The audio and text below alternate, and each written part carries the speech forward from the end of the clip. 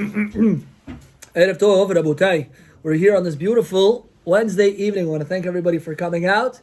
May Hashem bless you and your families with all that is good. May you have a Pesach kasher v'sameach. Again, Pesach first of all is to be kasher. Yes, has to be holy, and only afterwards it could be sameach. It could be happy. That means if one of your friends calls you and tells you, "Let's go to whatever the unholy place you don't think about, but wherever is not holy, let's go over there. We're gonna hang out on Pesach." You tell them, "No, Pesach kasher v'sameach." First, it has to be holy, has to be kosher, and then only it could be sameach. It could be happiness. Therefore, no going to casinos for Passover ever for that matter. But that's for another time. We gather here on this wonderful Wednesday evening, and I'm going to ask you guys a question. There is a difference between Sfaradim and Ashkenazim in the search for Hametz. Sfaradim, let's start with Ashkenazim. Ashkenazim, our dear brothers, whom we love. What do they use for the Bidikat Hametz? They use a spoon. Now you give me a spoon, what am I thinking I'm going to do it? And I'm going to eat. I don't know if I could say this, but they use a spoon. What else do they use? They use a feather. Very nice. Beautiful. They sweep up the crumbs, everything beautiful. Sfaradim, what do we use? Candle. The candle, of course. Yeah, that we have in common. Sfaradim, we don't use the feather. What do we use instead of a feather? We use a knife. Sharp knife. Not a sword. A knife, a little knife. What else do we use we have a little plate. On the plate, you have a little candle, one wick. Yes, small little flame. What else do you use to check for Hametz? There's one more ingredient. And if you didn't know, then you're going to be happy you came tonight to the class. The Ben Ish Hai writes, what else do we have? Which other ingredient? What other ingredient do we put inside the plate for the searching of the Hametz? Salt. Salt. Who said salt? Very good, Rav. I don't know how you pulled that one out of your head. How'd you do this? Very good. We use salt, says the Ben Ish Hai. The question is, why is it so substantial to use salt where in the bidika of Hametz? That's question number one. Another thing, when you eat a meal, you eat food, you have bread, you should try to have salt on the table. You should try to have salt on the table. Why is having salt so substantial on the table? That's question number two. Question number three, if you brought a korban to the Bet HaMikdash, the Torah writes, Lo tashbid brit melah. I think the pasuk goes me'al shulchanecha or something like that, or me'al mizbahecha. Do not get rid of the covenant of salt from the mizbeach, from the altar. Salt, altar? What do we need salt on the altar? That's question number three.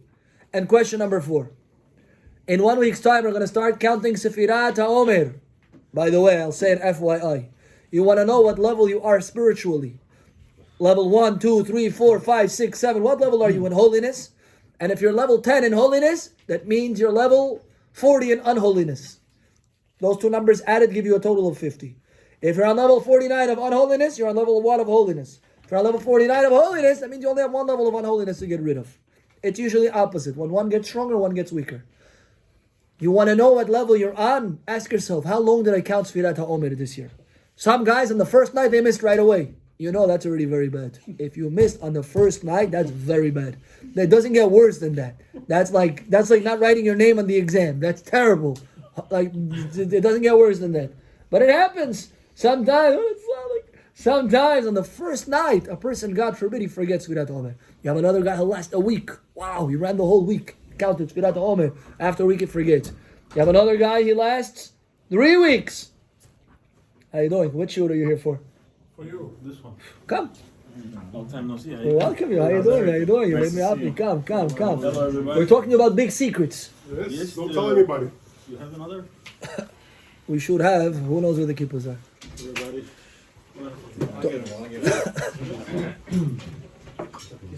We're talking about. You were here once before, no? Yes, I was. See, it was waiting for you from the 6 days of creation. By the way, do you think it was not a coincidence that it was here for you, ready? What was the kippah? Now, It was already, yeah, exactly. some people when they count Sefirat HaOmer, I have a friend. One day I'm looking for salt, and I have some salt. He says he pulls out a Ziploc bag. He takes some salt out. He puts it on the table. I say, you just carry salt with you? I don't understand you. We're sitting in a random place. He pulls salt out of his bag. Like, oh, I have salt. He puts salt on the table and he dips his bread in salt. Unbelievable. I was like, well, you carry salt? He says, no, this is not regular salt. What is the salt? It's Sfirat HaOmer salt. Salt? Sfirat HaOmer? Yeah, you don't know. First or second day of Sfirat HaOmer. They hold salt. They count the Omer with that salt, and that salt has a lot of power, they say. It's a little heebie-jeebie. I don't personally do that tradition, but you can if you want. The question is, what is so substantial and significant about the salt? So we asked 4 questions. We'll repeat them just for those who walked in. First question. What was the first question? Why do we put the salt? Why do you have salt on the plate when you look for Hametz? Second question, when you eat food, why do you have salt on the table? Third question, why do you need salt on the Zhertvinik? And fourth question was why some people have salt with Sfirat HaOmer. These were the 4 questions we asked. And now? When you have salt when you're looking, it's like the salt or like A sprinkle. little bit. Okay. And now, let's fasten our seatbelts as follows. Rabbi, quick question. Why don't we do the feather and the spoon? What's the Actually, because I've been actually doing used this. it, yeah. Yeah, Use it. That's That's news to me. But I always use a I'm knife, not but old it's school, always man. by accident. What? I use the knife by accident. What a solid by accident. There's nothing else like that. Why don't we use? Because it's not our tradition. so what if I've been doing it? Do I stop doing it? If it doesn't make you too uncomfortable, then you should try to do our traditions. If your kids are in school and they come from school with their feather and with their spoon and they say, Abba, I just got this to search the bedika of Hametz. You gotta be gentle. You can't smash what they learn in school. You gotta be gentle. You gotta be gentle. You gotta be gentle. Sure. So now you said also the plate with a candle. Yeah. The candle on top of the plate. You're saying? Yeah. Well, you can take the candle out if you need to, but You it's can hold the candle. Yeah. In your hand. Okay. right. So now the question is, why salt? What's the secret behind salt? Say our rabbis, when God created the world, there was a lot of water everywhere. What did Hashem do? He separated heaven and earth. How do you say heaven in Hebrew? Shamayim. Shamayim means Sham-mayim. There is water. What's the secret? Secret is that the mayim was split. Mayim ha'elyonim and mayim ha'tachtonim. The higher waters and the waters below were split. Some waters got to go above, be closer, so to speak, to Hashem. Some waters got to go below, and they were put eventually in oceans, rivers, and all bodies of water. Say our rabbis, the water said to Hashem, we are hurt. Why? We also want to be close to you. We also want to serve you. We also want to be in heaven. Why are we here? And Hashem said, wait. Every so often there's going to be a collection of mist, of evaporation of this water. And that's going to be a reconnection from lower waters to the worlds above. Yes, that's what's going to be, the evaporation of water. So you're going to get to reconnect to Shamayim. But there's one problem. When you have an evaporation of waters and a reconnection, by the way, when you have this mist, there are deep Kabbalistic, mystical secrets to this. On days where it's misty outside, you could feel special. Try it. You'll see. Now like this. There's one thing. This mist elevated, but one part of it didn't elevate. When there's an evaporation that takes place, salt doesn't go up. It didn't go up. And the salt says to Hashem, Hashem, the lower waters will reconnect to the higher waters. Beseder. But what's going to be with me with the salt? I also want to serve you. I also want to be close. And Hashem said, I'll make you a deal. On the Mizbeach, on the altar, they're going to make sure that there is salt. Always. On all of the korbanot. Why? As a makeup to the salt. But wait. Say our rabbi is a big secret. Salt. Today, we have no Mizbeach. What do we have instead of the Mizbeach, instead of the altar? You have your table. The table is today instead of the altar. When you sit clean, holy, pure, good at the table, what you do with your food, how you eat your food is what? Is what elevates who you are. Is what makes you on a higher, lofty level. When you eat just alone, so you're bringing sacrifices to Hashem. Over there, say our rabbis, you have to have salt for numerous reasons. Reason number 1, because lechem and melach have the same gematria. Right? Lechem, 78. Melach, 78. How many times do you dip it? Bread into salt? 3 times. Why 3? Because 3 times 26 is 78. What's 26? 26 is Hashem's name. Momi Chudo? Who? What's Malach again? Melach is salt. Lechem is same letters. Other way. You dip it 3 times. 1, 2, 3. And you have in mind, I'm sweetening the judgments. The strong, strogi energies.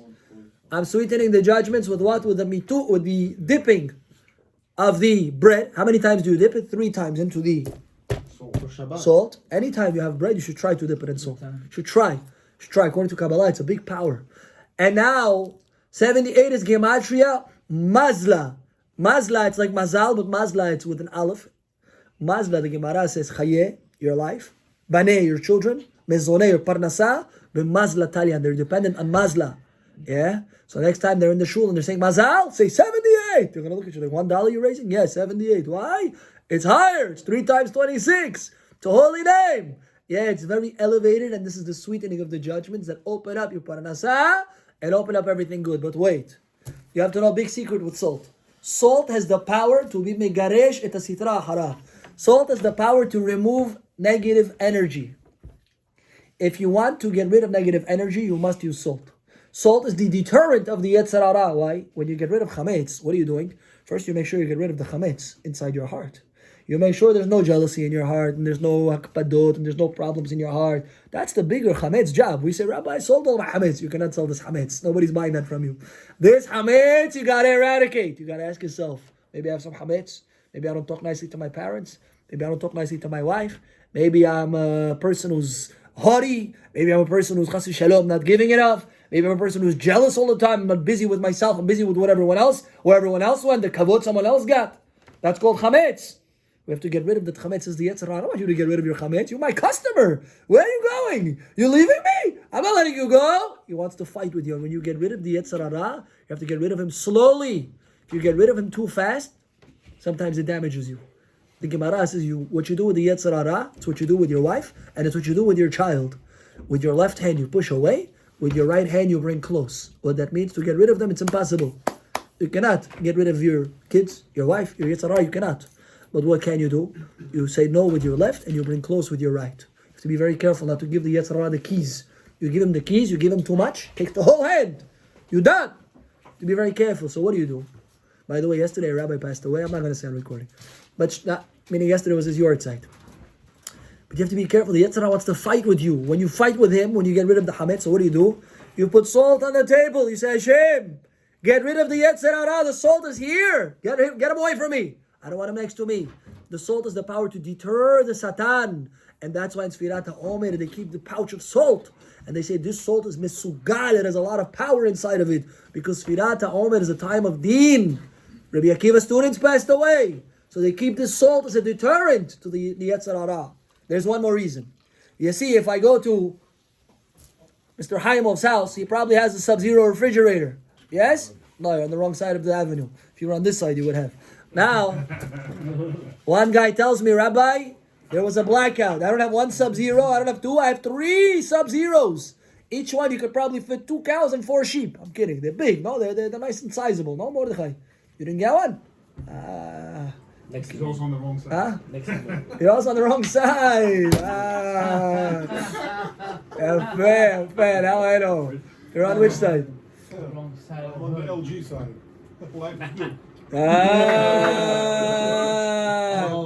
Shemai. Now like this. Today we have refrigerators. You could preserve your meat. Back in the day, any food you had one preservative. Well, one of the main preservatives was what? Salt.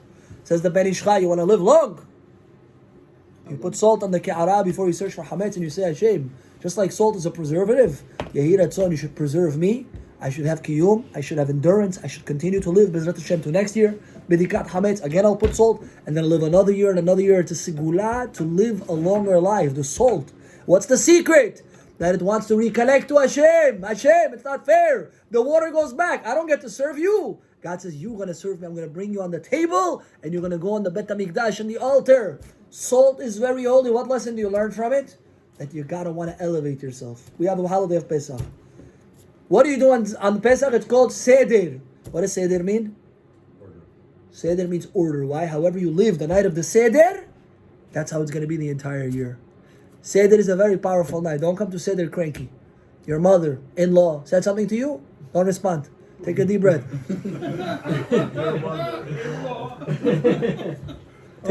Take a deep breath. Don't say anything. Say, you're right. That's Sodeket. You're right, my father-in-law. You're right. No problem. Everything. It should be called outlaws in some country. I'm kidding. Anyway. I said that online, huh? Anyway. That's the long holiday. For day one I could do. Day 1.5. You gotta switch the crowd. Switch the crowd. In-laws come over one day. Nigmar. Yes, then the next time you invite a second kudo. And that's it. And then you're free. Be'ezrat Hashem. I have a question. Yeah. Is the reason why we put the salt on Shabbat to begin with because of this whole... Salt, Kabbalistically, as mentioned, it's good to have it on the table to dip bread inside, because Kabbalistically they're equal to one another, and one sweetens the other. Yes, you draw a holy, pure, sweeter energy to the world. Just like your coffee, it's hard to drink it black. What do? You put a little milk inside, you put a little sugar inside, a drop, you sweeten the judgment, yeah? So that's what happens. That's what happens when you have salt on the table, you're mimatek, 3 havayot, 3 names of Hashem. And now like this. Our rabbis explain, when you search for Hametz, you make a prayer. What do you say? Ribbono shel olam, just like I search for Hametz, and just like I destroy this Hametz, give me the power, Hashem, not just give me the power. You, Hashem, destroy the Hametz from the world. Destroy the Yetzer Hara from the world. Get rid of all the negative energy, all the nichisti energy. I don't understand something. What did I do? I burnt a little piece of bread. Because I burnt a little piece of bread, God's going to get rid of the negative energy from the world. Ha'avir ruach tum'a min haaretz, from a little piece of bread. Says the Ben Ish Hai. By the way, this is a must-get sefer, a must-get book. You should read this, get this. It's very good. The Ben Ish Hai has beautiful parable, metukim midvash, prepared before. I'll give you a few stories. You'll say it to your kids. There's a man once walking in the forest. He's walking in the forest. All of a sudden, Mordechai is walking in the forest, and what does he see? He sees a lion. So he says to himself, "Listen, I'm not 19 years old anymore. Now I'm a father. You know, I gotta behave myself. I can't." He says, "What am I gonna do? I'm about to become dinner." The lion knows all his blessings. He's gonna say, "Shakol ni abid varo," right now. I'm gonna become dinner. What am I gonna do? He says, "You know what? All I have is this stick, palka. What am I gonna do with this palka? I'm gonna put it on my shoulder. I'm gonna act like it's a rifle. I'm gonna stand very tall to the lion, and I'm gonna make a pah sound. I'm gonna scare it off. I'm gonna try to see. Maybe that's my only hope. How else am I gonna get rid of this lion?" Puts this stick on his shoulder. He aims it at the lion. He says, "Pah!" And all of a sudden he sees the lion. Pah! Pah! Drops dead. He says, "What in the world?" Craziness. He starts to like, "What in the world was that?" He's like, "This is an unbelievable stick. Wow. What is this?" All of a sudden a man jumps out of the bushes. He scares the life out of him. He says, "Who are you?" He says, "I've been behind that bush the entire time, and I was watching the lion. He was getting ready to have dinner. Be'ezrat Hashem, you were about to become supper. And I saw that you were about to be dead meat. So what did I do? I shot the lion. So while you were holding that stick and you were trying to play this funny game, I was the one who really pulled the trigger, and we put the lion out." Says the Ben Ish Hai. It's the same thing in life. In life, you do a little action. You take a little Hametz and you burn it. And you think to yourself, "What's the big deal? I burned Hametz." So, our rabbis, this little action that you do, it has such a power that what? That in Shamayim, you have the power to get rid of a lot of Yetzer Hara from the world. You have the power to remove a lot of negativity from the world. Why? You're the guy with a stick. But behind the guy with the stick is the guy with a gun. And because somebody has the gun, so to speak, Hashem is behind the scenes. When you do the little action, Hashem does what? He gives beracha to that little action. Don't think any action is small. Moshe thinks, "I went 7 months to Israel. What's the big deal already? So I went." You don't understand. That was you holding the stick. But now behind the stick is Hashem with the gun. And He's getting rid of all these mastinim, all the bad influences from your life. He's getting rid of all the nishiste energia. So you have to know, you do something small for Hashem, Hashem says that there's no such thing as something small. I'll give you an example. Mordechai comes every day to pray. Says the Nefesh HaHayim, if one day you decide, "I'm not praying today." By the way, you were a big tzaddik last month. What happened to you? In public. You were a big tzaddik last month. You told me you have a good guy. I'm about to say his name on recording. Everybody's going to know.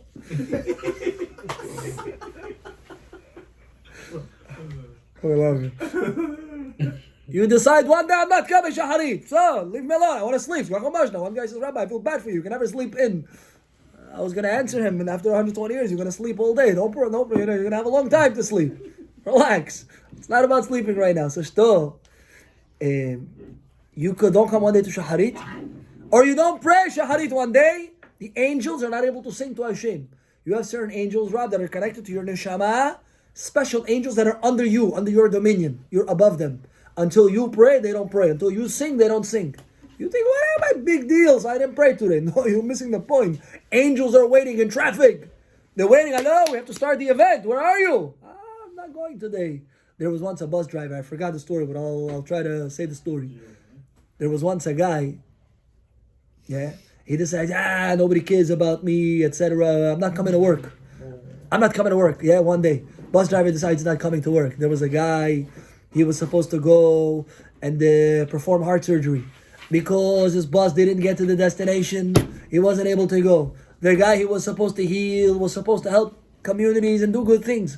All this problem started, why? Because one guy felt insignificant. He says, I'm a simple bus driver, I'm a simple train driver. He doesn't realize that because you drive the bus, because you drive the train, people could get to work, doctors could get to work, they could heal people. They'll heal people who one day could go and pay you back and help you in your life. So you feel like a big deal. You're missing the point. There's so much power in every action you do. Every little deed that you do, it's an atomic bomb. But you don't realize what's the big deal? I put on tefillin. Because you put on tefillin today, you prevented an earthquake in Zimbabwe somewhere. What? Yeah. Because you prayed today, you drew an energy, you protected all of Jamaica estates. I'll tell you guys a joke. Once Putin met Biden. I don't know if I should use their names, I don't feel comfortable, but we'll do it anyway. So, first Biden goes to Putin, he comes to his office, he shows him all his arsenal, he says, this is what I got, I'm facing everything. He says, be careful, I gotta go take a call, don't press any buttons. So Biden says, okay. He presses the button, bah, something gives him a punch. He says, oh, wow, that hurt.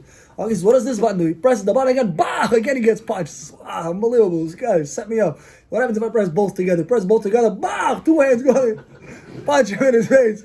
Putin comes back, he sees him lying on the floor, he says, Habibi, I told you, don't touch anything. What's wrong with you? He says, I should have listened to you. 6 months later now, Putin's visiting Biden. Yeah, and same story. Biden tells him, this is my arsenal, don't press any of the buttons, don't press anything. He says, okay. Now Putin's getting curious. He presses one button and he ducks. Nothing punched him. He says, okay. He presses another button, again he ducks. Again, nothing punches him. He says, okay, now let's try it together. Presses both buttons, again, nothing punched him. Beautiful. He says, look at this. I one-upped you. I'm better than you. See, you when you did it to me, you were knocked out. When I did it, he showed his style. He comes to, Biden comes in, he says, no, what are you doing? He says, look, I one-upped you. I pressed all these buttons, nothing happened. He says, now I'm going to go and tell my friends in Moscow of how I one-upped you. And what does Biden respond? First, let me know if there's still a Moscow. You understand? You press buttons sometimes. You think, what's the big deal? You don't realize that with this one button, you could change the entire world around you. You burn a little Hametz, a little bit. You take a little Hametz out of your heart. You say, Hashem, this little point that, I don't look at people, I don't judge them favorably. I'm always looking, why is this guy always late? Why is this guy always like this? Why this guy's not clean? Why my wife is like that? Why my husband's like this? I don't judge people favorably. One little piece of that Hametz I want to get rid of, Hashem. Help me judge people favorably. I want to judge my employer, I want to judge my parents, my mother-in-law, and all of them. Yet favorably, you remove a little Hametz. You think, what's the big deal? In Shamayim, you're causing a ripple effect that you cannot even fathom. You cannot fathom what you're accomplishing. So that's lesson number 1, Mordechai. What's the lesson? There is no small deed. Could be you gave a guy $1 in tzedakah. $1 you gave him. You tell him, have a good day. I wish you success. I wish you atzlaha. May nothing hurt by you. May everything work out for you. You bless them and you leave. And you think, what did I do? Big deal. You could have saved the guy's life. There was a story, I don't remember how it ended, but there was a guy they found, he jumped off the Brooklyn Bridge. I don't remember the bridge exactly, but he jumped off the Brooklyn Bridge, and they came to his house and they found a letter on his table. What was the letter? He said, I right now am going to jump, and if one person stops me in the middle of the road, and he tells me, good afternoon, I'm not going to jump. And guess what? He ended up jumping. Why? Nobody stopped him in the street and nobody said hello to him. Something so small has the power to change an entire life for somebody and his entire future. We don't realize the power we have. Sometimes you say something nice to somebody who comes to synagogue because of you. Sometimes you call somebody, hey, how you doing? Come to class, come. Or sometimes you tell them, come, let's go shaharit. You don't understand a little deed. Sometimes he becomes more religious than you. You know that? You call somebody with you, he becomes more religious than you sometimes. He ends up marrying a girl who's tzaddiket, they have kids, tzaddikim, and grandkids, and great-grandkids, all because of who? Because of you. If not for you, he would have married some man, I cannot say because I don't want anybody to take it offensive, but some, I don't know what, some regular girl, and it would have been nothing like that. You did something small, you don't realize the power, the impact you have. We don't realize the power that we have. Says the Benish High, you have to know, there was once a man, he was walking, he was on his horse, he's riding to the city. He's riding to the city, and as he's riding to the city, what does he see? Shimon?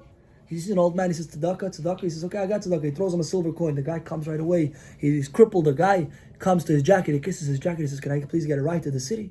He says, sure, I can give you a ride to the city. He puts him on the horse. He puts him in front of himself. Puts the guy in front of himself. as the guy sitting in front of him, what happens? They're riding to the city.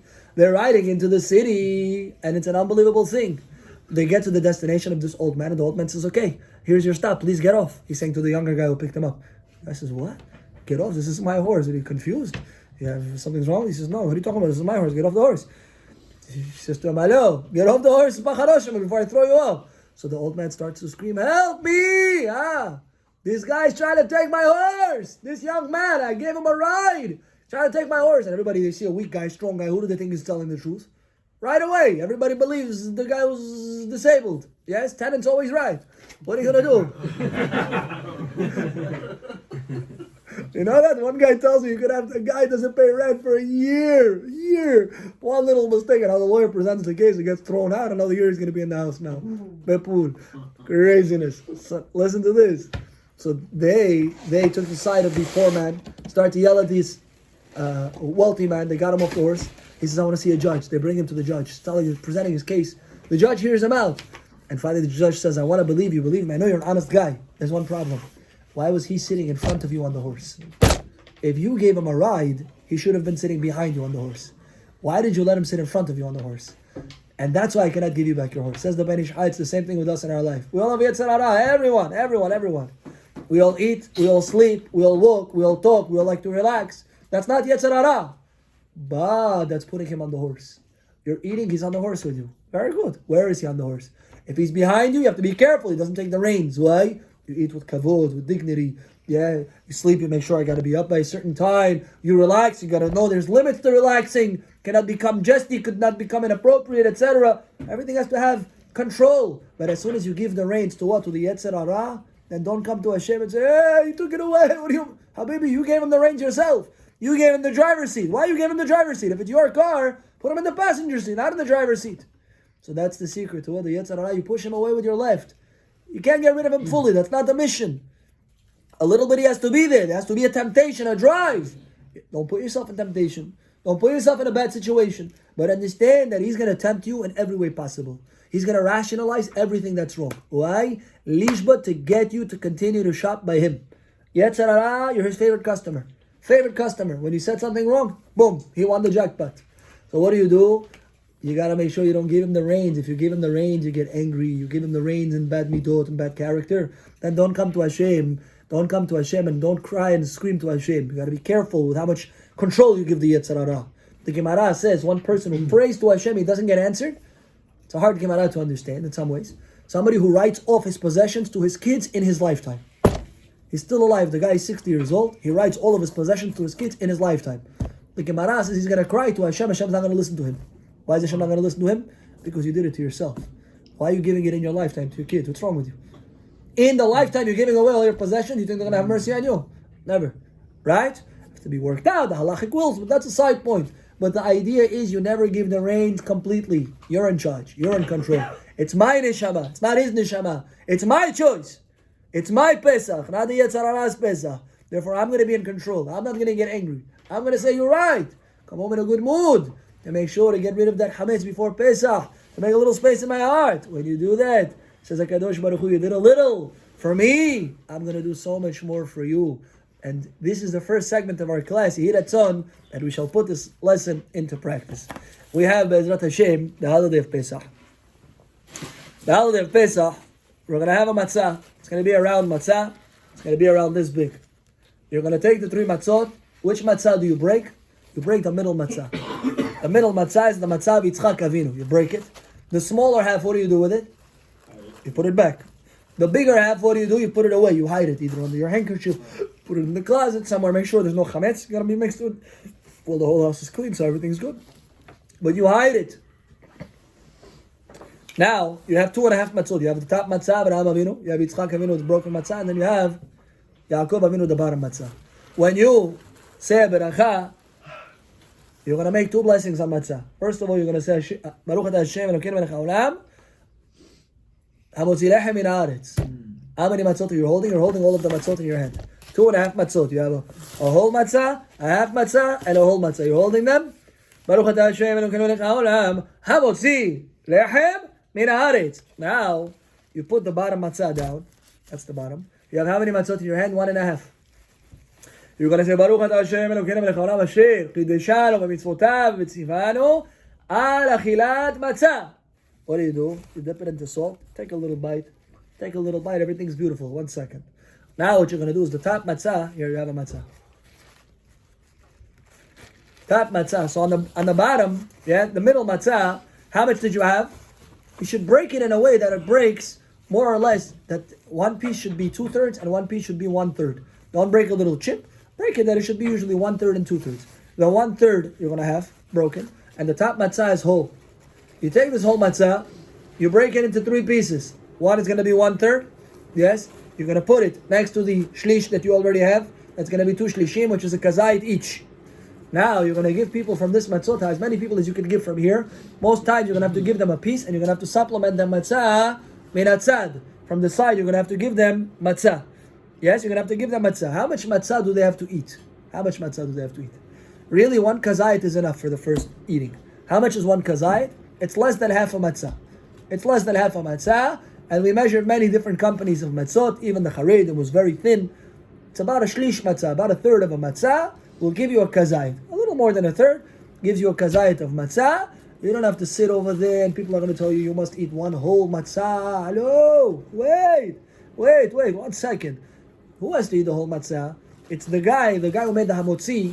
He's got middle matzah, 1/3, a middle matzah, and from the top matzah, 1/3. So this you can eat 1 and 1, no problem. He's going to eat 2/3, 2 kazaitot. Beautiful. Everyone else, they're getting supplements from the side anyway. Because they're getting supplements from the side, it's Chacham Ovadia, 1 kazait is enough. You can give them. They want to eat more, give them half. They want to eat more, give them 2/3. No problem, let them eat. But you're going to have parents who are going to say, I can't eat so much matzah. What do you want from me? What are you going to do? No, you have to eat it. You're going to tell them. How am I going to eat a whole matzah? They're going to look at you like, hello, what am I going to do with all of this? Tell them, don't worry. Rabbi said, 1/3 of a matzah, Beseder Gamur. I don't know what size it's going to be, different matzot, whatever it is. You know how many grams? I don't know. You should aim close to 20 grams. Even though with less than 20, vada you have a kazayit. Matzah is very light. It's very light. I'm talking about the thin cracker like matzot. They're a very light substance. They take up space with a little weight. So sometimes you have 15 grams that already fill up a kazayit. Kazayit's really supposed to be a volume. That's what it's supposed to be. It's an olive volume. But today they speak in grams. All the poskim, they speak in grams because it's easier to know grams, right? Just tell somebody a cup volume. They're like, what are you talking about? Right? So we measured many different companies of matzot. 1/3 of a matzah, you have vadai kazait, according to all opinions. Yes? Shmura matzah, that's very good. But you're saying, the thing is, the Haredi matzah, you have like 10 or 11 sheets. Yeah. In one Still, even the Haredim. The thick ones are like 4. Yeah. Oh no, those, if it's a mash like that, 4, then even less you have to eat. 1/4 of matzah is going to be good. Yeah, okay, that's good. Yeah? Gotta go by the weight. Yeah.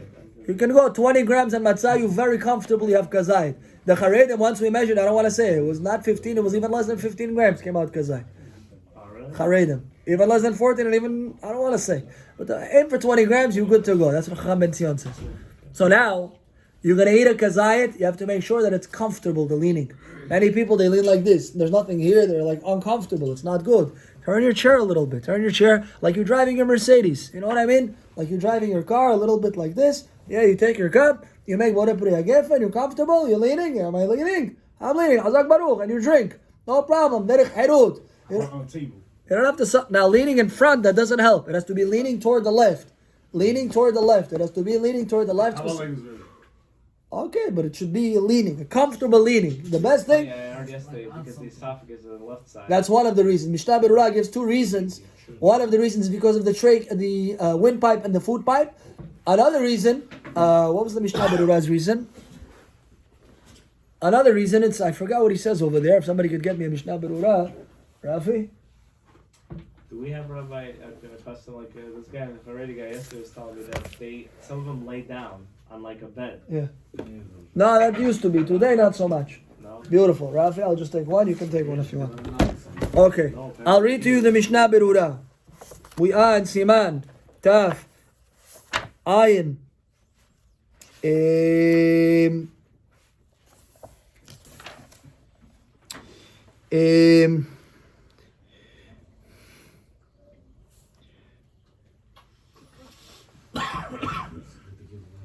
I saw it today.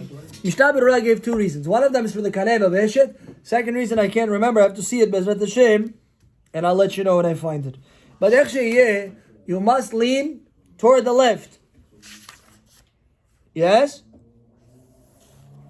You must lean toward the left. And when you lean toward the left, you're mekayem, then you fulfill the mitzvah of leaning. Now, what else do we have? Matzah, you said bracha, you ate. Kazait matzah, the Baal HaSeder should eat 2 kazaitot. Now you're going to make a sandwich. How much matzah do you need for the sandwich? Same amount. A little less than half, you're good to go. You make a sandwich with a kazait lettuce. You should be careful you have enough lettuce. It should be a nice amount. When you squeeze it, it should be a nice amount. Yeah, it shouldn't be half a piece of lettuce. Whole stock. Huh? The whole stock. Depends what size. If it's a large stock, 1 is enough. If not, use 2 medium size, you're good to go. You should wash it very well. I get confused every year. Is it lettuce or is it you have watercress? It's a little. So that's karpas, what you're talking about. Karpas, you take. In my house, we use celery. That's more appropriate. But you could use watercress if you want. I know many people in the community. That's what they It's use. a little more bitter, right? It says bitter herbs. No. For the karpas, it doesn't have to be bitter. Karpas is celery. You dip it into salt water. That's where the saltiness is to come from the salt.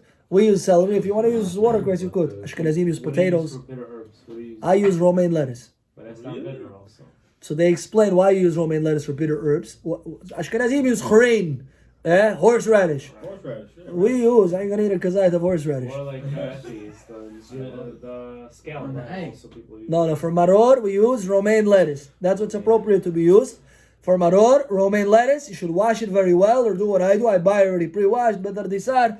You don't have to sit and do anything if you like it. Celery's for what? Karpas. That's karpas. Karpas. You dip it in salt water, that's the celery. Then you're gonna have romaine lettuce. But karpaz, you're saying just to say hadamah, you're saying. Yeah. Right. Okay. Romaine lettuce is later. For maror, Right. you're gonna eat a kazayit of maror. You dip it in charoset, you shake it off. Why is it romaine lettuce? I know everybody has something. Romaine lettuce, the pshat they give is that it represents our slavery. The slavery began sweet, yes, and then it became very bitter. So too, romaine, when it grows, when it's smaller, very sweet, very delicious. When you leave it into the ground, we need minyan. When you leave it into the ground, eventually what starts to happen, it starts to bitter out. And that's the connotation to our slavery. So that's what comes out. So Minyan? the watercress, do you recommend or not recommend? It depends. If you could wash it well, I mean, I get it. If you wash it well, let's say. yeah, you can do it if you want. I use celery, it's more appropriate. I think according to Kabbalah also it's better to use celery. But that's what comes out. And what else do we have? So that's the seder. You eat maror, then you make a sandwich, korech. You lean when you eat the sandwich. Yes, korech. Then you eat shulchan orech. You eat a beautiful meal, a beautiful seudah, everything's delicious. Just a quick question. Yeah. Egg. This we always eat the egg after matzah. Yeah. Rabbi. I said it also, yeah. Rabbi said you have to eat the egg right after kiddush. No, you don't have to. That's not what I don't think that's what he said. No. That's what he said. What should be said is as follows. Rabbi Ovadia writes that in my house, what we do is right after Kiddush, and I said this also a few days ago, after Kiddush we eat an egg. Right after Kiddush. There's not a chovah, it's not an obligation. Many authorities don't agree with that at all. Nonetheless, in my house we do it also. I tell everybody, please bring out an egg. And I do it for a simple reason. Beit HaMikdash. Well, that's true. It's Zecher al-Korban Hagigah. But you can do that at the end, when you usually do it. Why do we do it in the beginning? People are hungry. People are cranky. People are not in the mood. It's like, leave me alone. You're going to talk and talk. I shouldn't say that, Chas Shalom, it's such a negative connotation. People are happy, but they're hungry, the guys. You have a guy had a long day at work. Shouldn't be working, but they were working. He's just tired. Okay, guys, I'm going to tell you, Yetziat Mitzrayim. Difficult. So what do? Tell them, Rabotai, we're going to have an egg each. Everybody's going to have an egg. You want to put some horseradish, you could put some horseradish on top, the red one, whatever it is. Yes? This is after Kaddish. After Kaddish. Nothing happened yet. So you make it shakol. Shakol Yamid Varo. You can do it. And if anybody asks you a question, you can send them my phone number. Just let me know not to pick up. I'm kidding. Now, you're going to eat the egg. After you eat the egg, you're going to say Borei Nefashot. Now, in truth, some say you could eat some fruit. I don't like to give people heterim for fruit and other things. Why? Because sometimes you give them and it's done. Your whole seder is just going to be, it's not the right way. An egg is what we eat.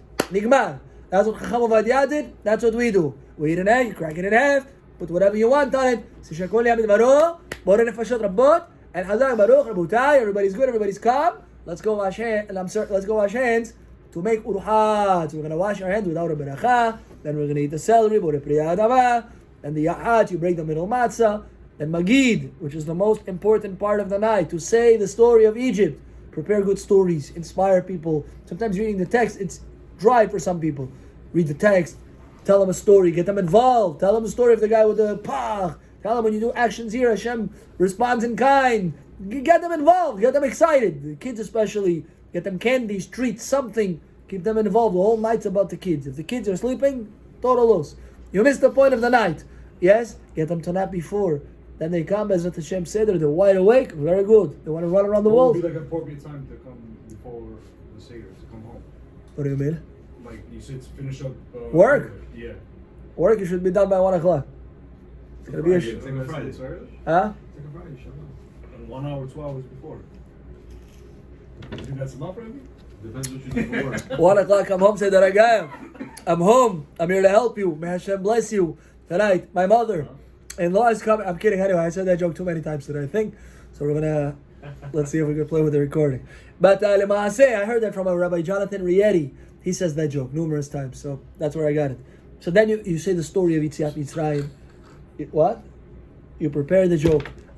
You prepare the Haggadah. You know what you're saying. You tell the story's over.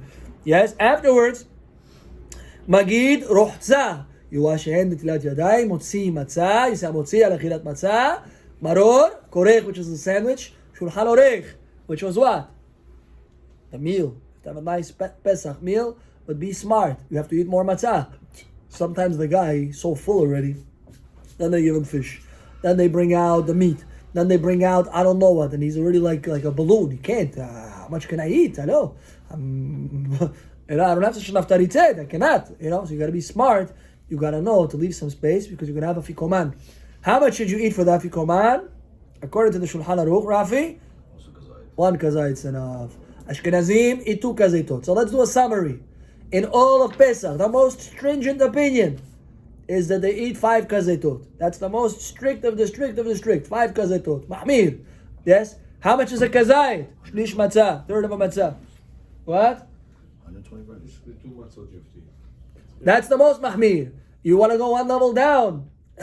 the guy who's doing the seder, the guy who's at the ki'ara, he eats a kazait from the middle matzah and a kazait from the top matzah. Yeah, that's 2 kazaitot for him. Everyone else that he's giving from the side, they can eat 1 kazait. The middle matzah everybody eats. I'm sorry. The bottom matzah is what you're going to make the sandwich out of, right? The bottom matzah, you're going to crack it, you're going to make sandwiches out of it, and you're going to give people from the side if they need more matzot. Now, when you do that, you eat 1 kazait. So again, the Bala said that he's going to eat 2 kazaitot, 1 kazait, and 1 kazait. 4. Yes? Everyone else is going to eat 1 kazait, 1 kazait, 1 kazait. 3. Yes, 3 kazaitot. If they eat, they're glad kasher, but Yosef, everything is good. According to our traditions, that's enough to be mekayem the mitzvah in a perfect way. Why some people eat 2 kazaitot for Afikoman? Because the Afikoman is a remembrance to the Korban Pesach. This is a remembrance. Zecher la Korban Pesach. This is a remembrance to the Korban Pesach that was eaten when you were full. You didn't eat the Pesach when you were hungry. They ate 1 piece of meat when they were full. Done. That was the Korban Pesach. So to you eat the kazayit of matzah at the end. But what did you eat the Pesach with? With more matzah. So they eat 1 matzah in commemoration of the Pesach and 1 more matzah in commemoration of the matzah. 2 kazaitot. That's Ashkenazim minhag. We eat 1 kazait in the end and nigmar. You want to eat 2 kazaitot? You can eat 2 kazaitot. Tavo aleichem beracha. Shall be blessed. But the idea is that you should know what's required and what's stringency. I've been at many sdarim where people are uncomfortable, especially when the matzah is thick and they cannot chew it, etc. Some people, they can't chew so well for whatever reason. It's difficult for them. So what? Tell them eat a third of a matzah. Oh, I can eat a third of a matzah. No big deal. Seder gamur, eat a third of matzah. L'chatchila, everything is good, beautiful. You ate the right amount, and that's the appropriate way to be mekayem this mitzvah. Do we have questions? Quick question, yeah. So I know for we eat shmura, right? Mm-hmm. Especially the first 2 days, you say. Now, if you bring out non-shmura matzah, let's say you eat the whatever. That's a fantastic question. Can you eat the rest non-shmura? Yes. Or not? Oh, so that's a good question. Many people have a theory that you're not allowed to eat non-shmura matzah the entire Pesach. That's not true. That's a myth. Shmura matzah you have to eat to be mekayem mitzvat achilat matzah. To fulfill the mitzvah of eating matzah, which is when? Matzah, korech, and afikoman. That have to eat shmura matzah. Everything else, I don't know how much space people have to eat other matzot, but if you have space, you want to eat regular matzot, you can eat regular matzot also as a tosefet in addition, yes. How about for burning the matzah? I'm not burning the bread. Yeah. Are we going to have it in shul here? We don't do it here in the shul for reasons that are, I don't know, but But we're going to have in the neighborhood, Bezrat Hashem, we're going to post on the chat, close by, 2-3 blocks away, where they do the burning of the Hametz. How about I'm not sure. Maybe they have. The knife. Yes. What is the purpose of the knife? The Ben Ish Chai says if you have something to scrape on the floor, etc., you have some gum stuck. You I'm don't kidding. like grab the what? Hametz with a knife or anything like that. You don't. No, you don't have to. You just whatever. Yeah, you scrape it if you need to scrape. can I do it at home? Can I burn it in my house? Yeah. In the backyard, you can burn the Hametz. No problem. Can I do? I have a mangal. Can I do it in that? You're going to use it for Pesach? That's a good question. Well, anyway, you should have use to it, kasher. you can use it whether you burn it in the mangal. Yeah, or you use it exactly. for Pesach. The Rabbi mangal Yochanan and also now, said that. what? Rabbi Yochanan from Emet, he said, Mangal, really, you should fill it up with charcoal. I know it's a lot of charcoal. Fill it up and you should leave it on. Yeah, once it's on, then whatever was in there really is Kaddish Al You have to clean Yisrael. it first before you fill it. You have to clean it first, then burn. Let's say, I don't know if there's anything to clean over there. It's all ash. I There's can do. the I oil, can burn the a lot of oil. Hametz Oh, yeah? in my A lot of mangal, oil. right? Yeah. What? I can do it on my mangal, right? What? Yeah, you can do it on the mangal. One more thing, people who will use My mangals, backyard. you have to. First of all, you should try to buy once in a lifetime a special mangal kasher to Pesach, no headache, if you could. If not, then you should fill up the whole mangal. Yes, fill it up with charcoal, let it very hot, kasher to Pesach. All that is the process, right? No, usually they fill it a little bit. They gotta. I put a lot on mine. Yeah, I'm kidding anyway. So. Also, people say put aluminum foil. I'll bring the Yeah, How about sometimes aluminum people put aluminum foil on the edges, right, to make sure that that's a good idea. You could put heavy duty, not regular, heavy duty on the sides, maybe Reynolds, I don't know, or something good, geschmack.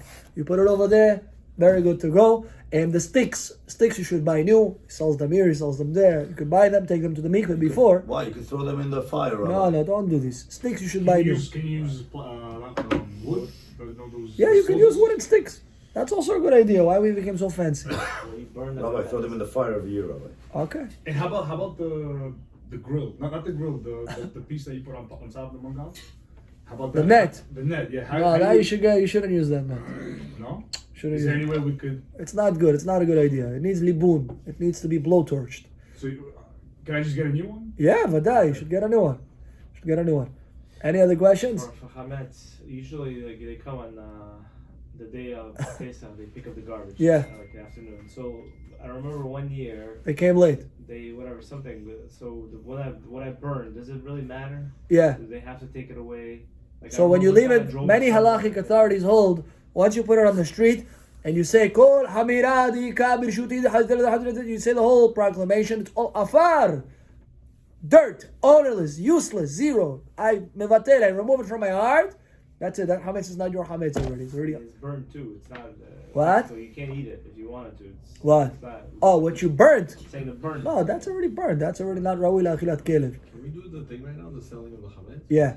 Bezrat Hashem. Baruch Adonai Le'olam. Amen ve'amen. Rabbi Halal